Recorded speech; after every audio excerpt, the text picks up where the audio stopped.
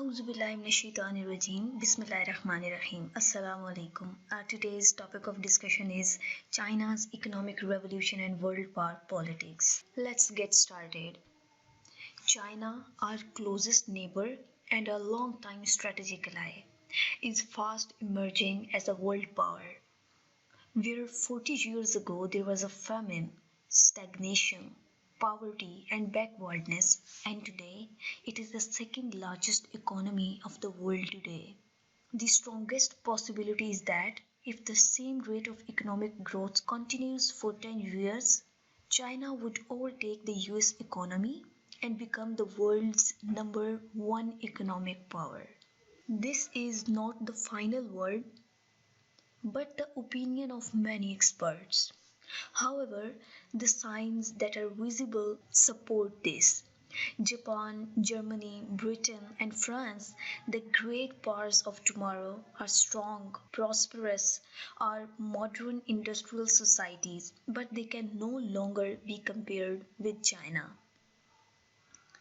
Before the Chinese Revolution, especially in the colonial era, the Chinese were attacked by Western powers.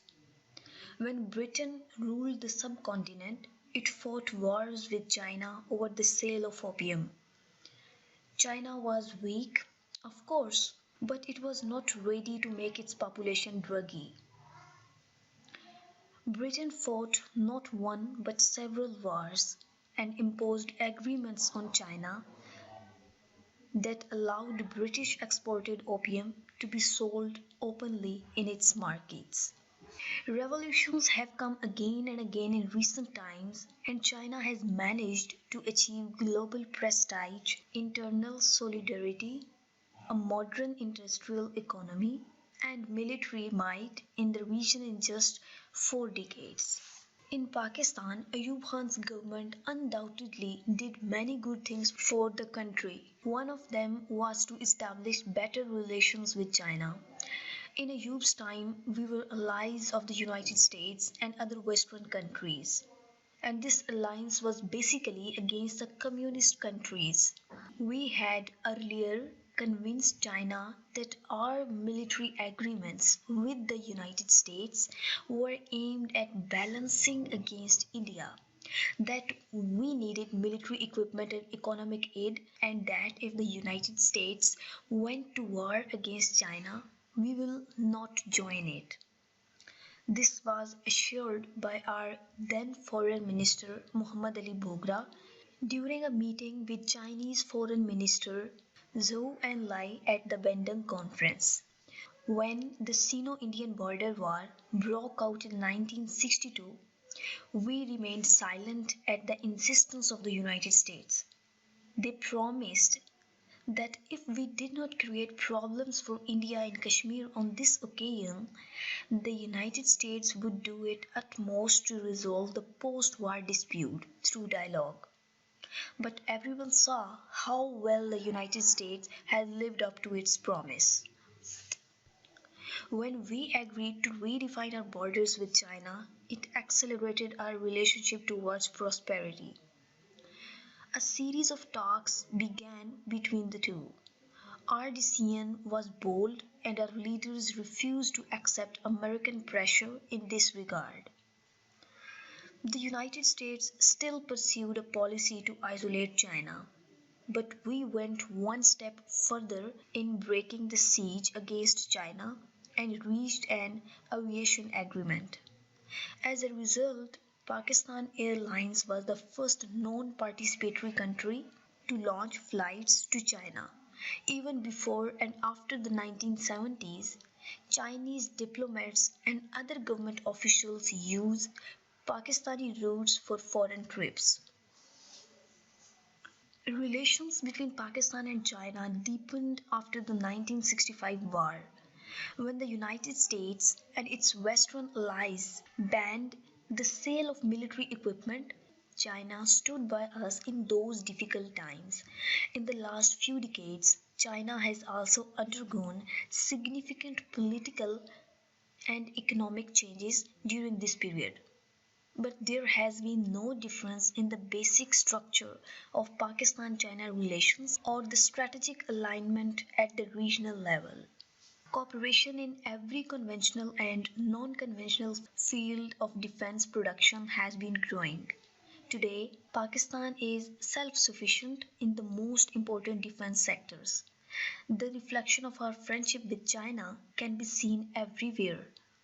As China made significant progress in defense and nuclear capabilities, its positive effects become apparent here in Pakistan as well. India carried out the nuclear blast in 1974, but sanctions began to be imposed on us as well. A comprehensive agreement on nuclear facilities was reached with France, but France deviated under the influence of the United States. Finally, China promised to support us on this occasion and installed not one but four nuclear reactors at Chashma, which are generating thousands of megawatts of clean and cheap electricity. Some more power generating units are under construction with the cooperation of China. The Pak-China economic corridor has the potential to change the density of the region. We just need to see and understand it. A key element in history, geography, and international relations is the emergence of China as a world power. Although China's investment covers Europe, United States, Latin American countries, and even the continent of Africa, one of the purposes of its economic influence and expansion is to connect Central and West Asia and Pakistan to the new Silk Road. Several milestones have been set for this $1.2 trillion investment, meaning several projects are being completed. There is no country in the region, including Pakistan, where China is not investing and building energy projects, infrastructure, ports, and pipelines. Apart from Pakistan, China is also investing in many other countries to include them in its Belt and Road Initiative. Decades have passed, and the United States has been pursuing a strategy of paralyzing, weakening, and destroying Iran from within. Iran waited a long time for the West to come out of the shadow of the United States and start a normal deal with it. But this wait didn't end. Western countries did not pay attention to Iran. Following the recent agreement with China, which will result in China investing $400 billion, and also the direction of Iran's security and economic development now seems to be in line with that of Pakistan. Geographical realism has found a place in all three countries, and the prospects for moving forward are becoming brighter. China's shadow continues to grow and expand, but that does not mean that any kind of Cold War has resumed and that we or Iran will lose interest in trade and investment with the United States or the West.